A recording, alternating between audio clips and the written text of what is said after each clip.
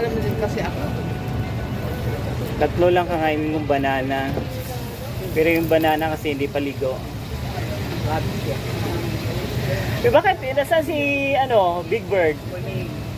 Bakit na naman? Walang update. Eh, sabi yung nanay Annalyn ko nalasing daw nung nakaraan. Hanggang ngayon, lasing pa rin. Pero nakabubo na siya. Hindi na siya rin. Pagsabihan ko nga yung babae na may yun na yan, Miss Thailand na yan. Tita, isang palitan.